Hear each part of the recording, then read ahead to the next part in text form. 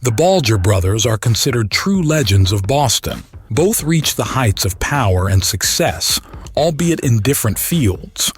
Billy Bulger received a good education and managed to become a very influential politician in Massachusetts. As for his older brother, Jimmy Bulger became a crime boss in Boston and earned a reputation as the city's most formidable gangster. The brothers were one of those cases when everyone knows who's who, but no one really cares. They were not only feared but also, surprisingly, loved. The future crime lord, Jimmy Bulger, was born on September 3, 1929 in North Boston. In both the movie and in reality, Irishman Jimmy always demonstratively condemned any ratting. John, do you know what I do to rats? It ain't ratting, Jimmy. It's an alliance. Such a stance towards informants was formed for him in his childhood environment. The thing is, South Boston during Jimmy's childhood was predominantly populated by descendants of Irish immigrants who arrived in America in the late 19th century. Like other immigrants who moved to large cities, the Irish in Boston were met with undisguised contempt. This prompted them to unite, act together, and independently solve their own problems without airing their dirty laundry in public.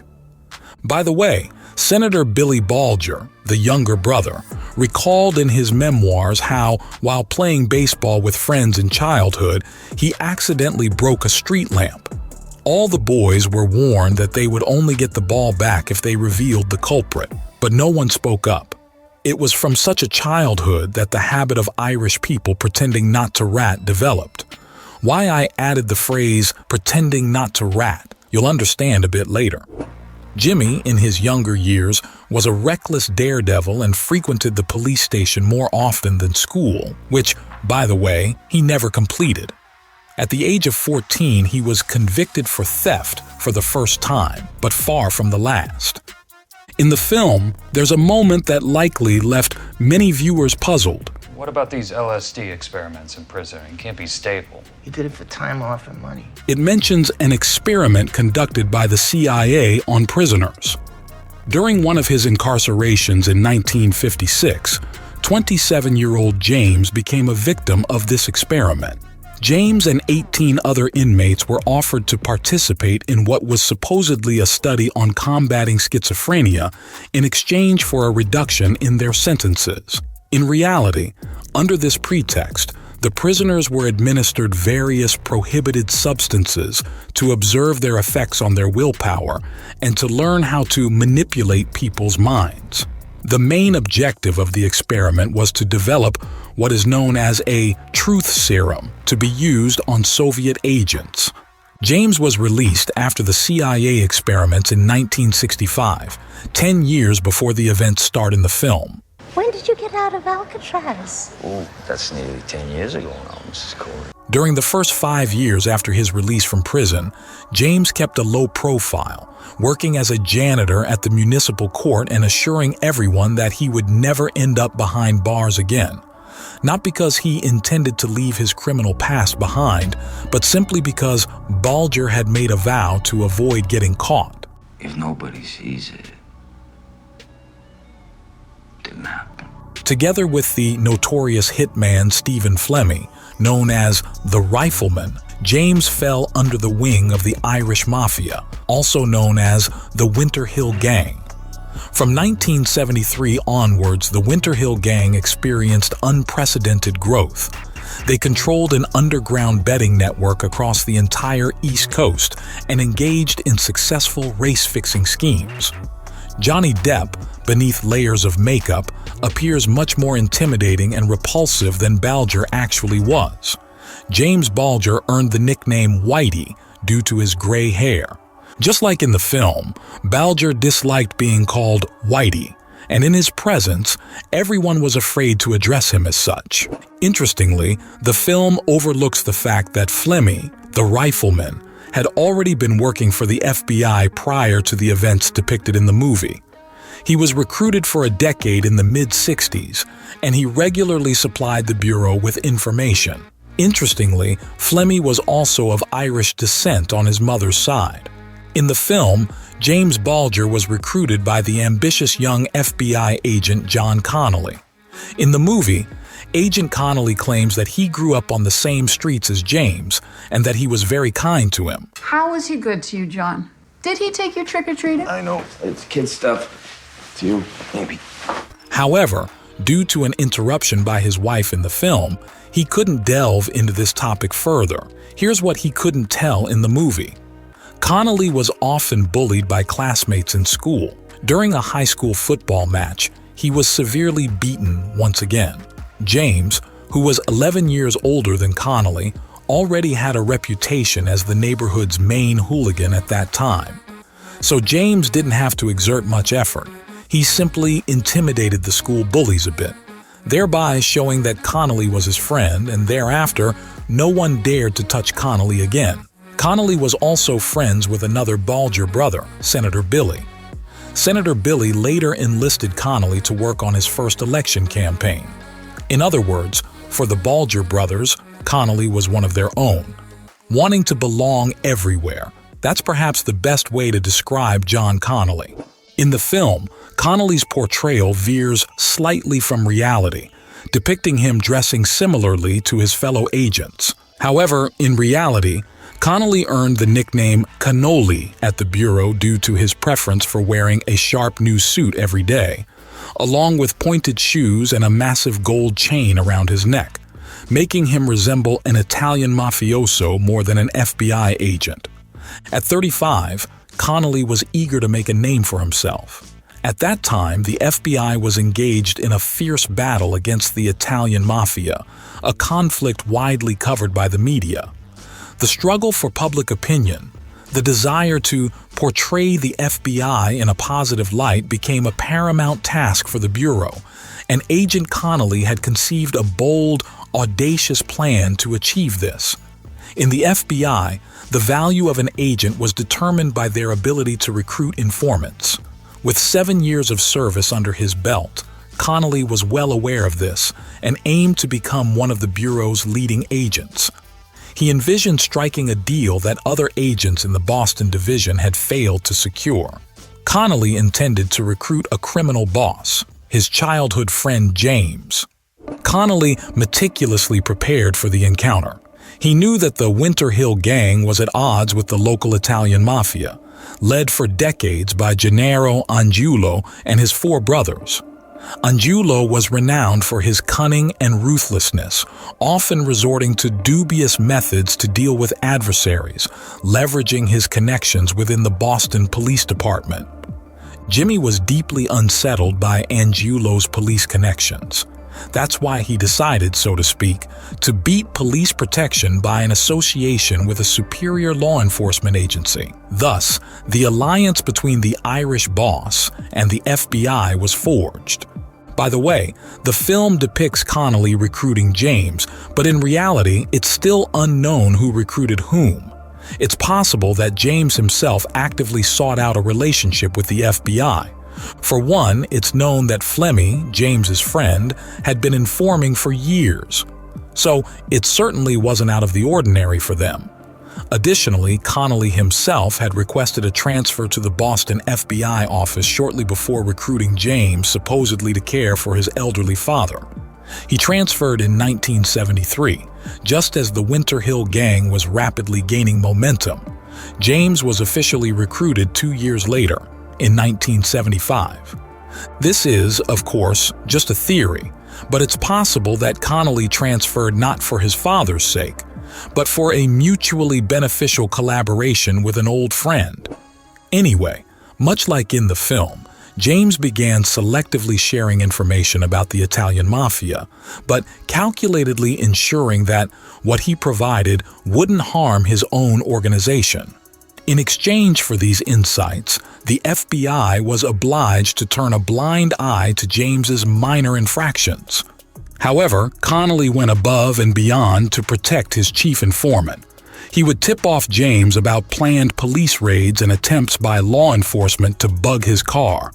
Moreover, Connolly orchestrated Flemmi's removal from the FBI informant list in 1978 without Flemmi's knowledge in order to protect James.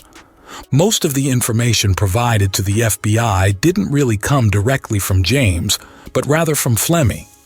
Most of James's information was of little value to the FBI, but Connolly manipulated the narrative to make it seem as though James was the primary source of information, employing tactics such as forging documents, errors in reports, and other bureaucratic nuances. Following their triumph over the Mafia, which occurred thanks to the collaboration between the FBI and James Bulger, a power vacuum emerged in Boston's criminal underworld, which James swiftly filled. The highly tense scene in the movie where Bulger threatens Connolly's wife is pure fiction. In reality, not only was Connolly no longer living with his wife, but the relationship between him and Bulger was really quite warm. Moreover, meetings at Connolly's home were forbidden by the Bureau. Connolly and Bulger clandestinely met at the home of another FBI agent, John Morris. Interestingly, the portrayal of the second agent, John Morris, in the film as an innocent and somewhat naive character influenced by Connolly is far from accurate. Morris, in his own home, guaranteed James's safety and declared that he was willing to help conceal anything except murder. In exchange for lobbying James' interests, Agent Morris accepted various gifts from him, or to call things by their true names, took bribes. This alliance between the FBI and James's gang propelled him to the pinnacle of the criminal hierarchy. The portrayal of Senator Billy, the younger brother, also underwent changes on screen. Despite his successful political career, he didn't shy away from getting into fights to settle disputes, publicly swearing and, of course, accepting bribes. One of the Boston judges even dubbed Billy as a corrupt dwarf, reflecting the fact that in reality, the Bulger brothers were of shorter stature. In contrast to the film's depiction, Senator Billy didn't strive to maintain an impeccable image at all costs.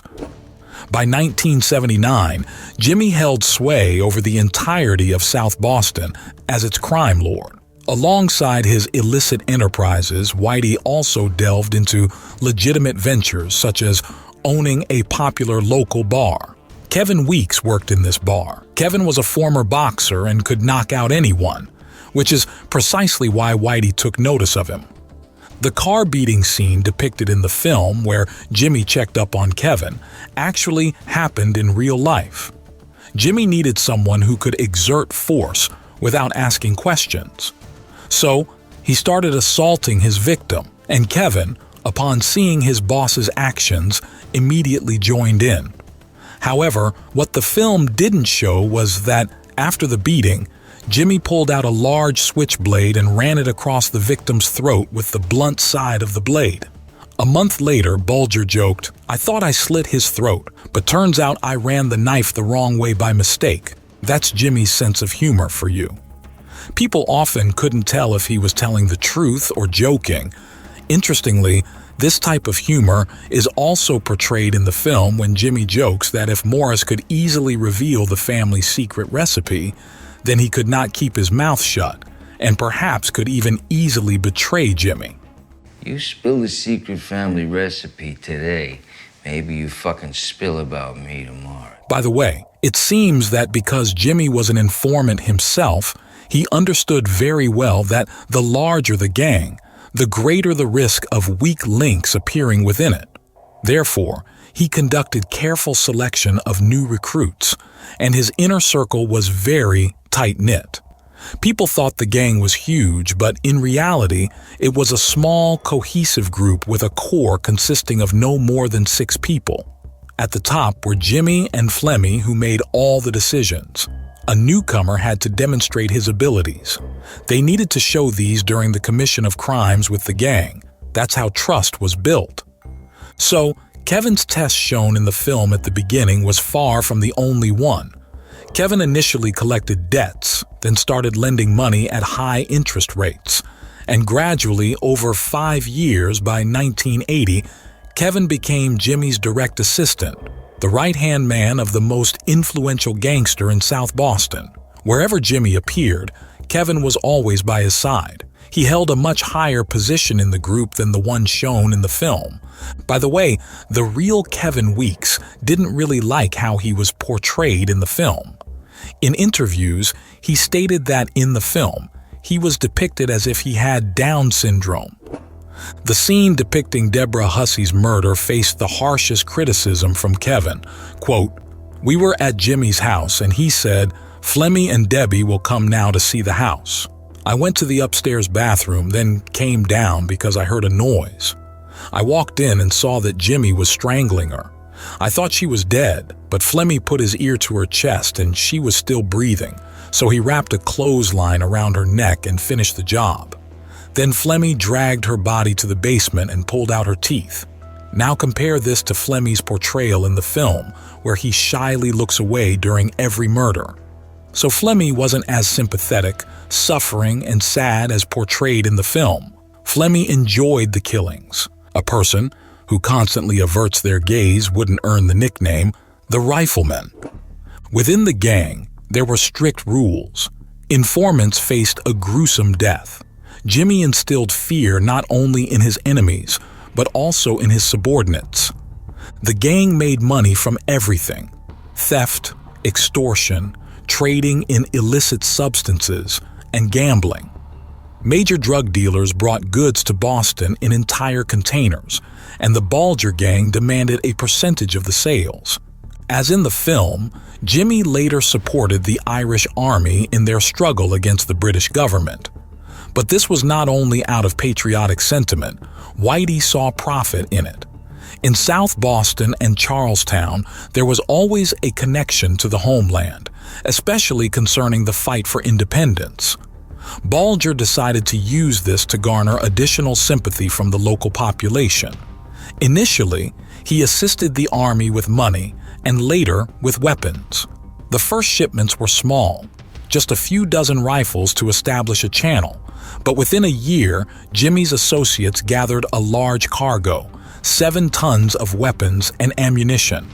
They sent this shipment to Ireland on a ship called the Valhalla. When the cargo arrived, the police immediately confiscated it, and the ship returned to Boston, where customs officials conducted a search on board. The police arrested the ship's mechanic, who was the only person aware of Bulger's connection to an international criminal group. His testimony posed a serious threat to the Irish gang. The mechanic's murder in the film differs from what actually happened and serves as an excellent example of how normal criminals hide bodies, not like Ryan Hoyt from Alpha Dog or Lefty from Donnie Brasco.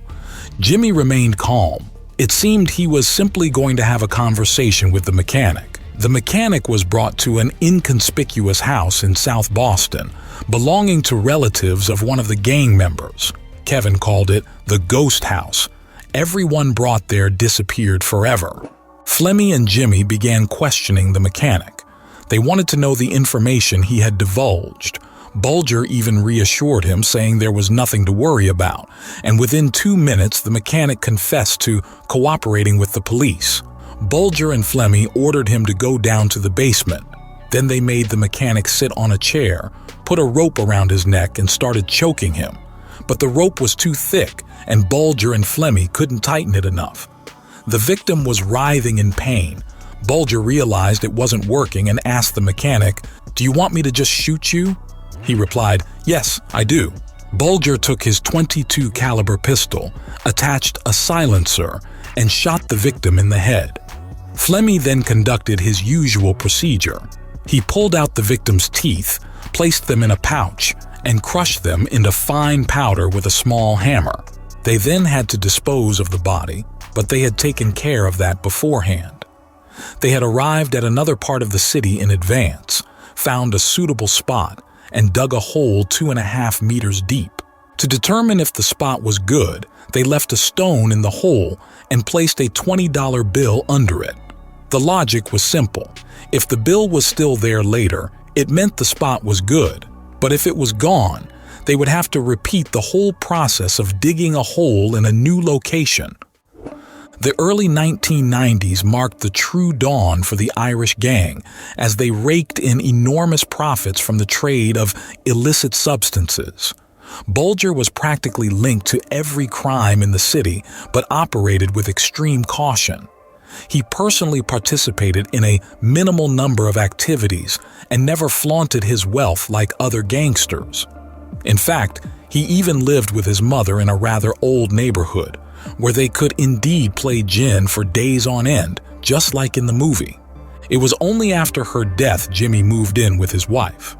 Although not depicted in the film, Jimmy also had several mistresses on the side. However, the film does allude heavily to Jimmy leading a healthy lifestyle. That is pure vitamin C, and it's freshly squeezed by your mom. In reality, he hardly drank. One of his mistresses recalled being harshly reprimanded by Jimmy after drinking a few glasses of wine. Jimmy also avoided junk food. Police officers surveilling Bulger once witnessed him causing a scene by angrily tossing away a hamburger someone from his crew had bought for him. By the way, the main antagonist in the movie, The Departed, is also inspired by James Whitey, and all of his subordinates in the film also lead a healthy lifestyle. What are you drinking? Cranberry juice. I'm gonna have a smoke right now. You want the smoke? You don't smoke, do you? Right? What do you want, all those fitness freaks, huh? Go fuck yourself.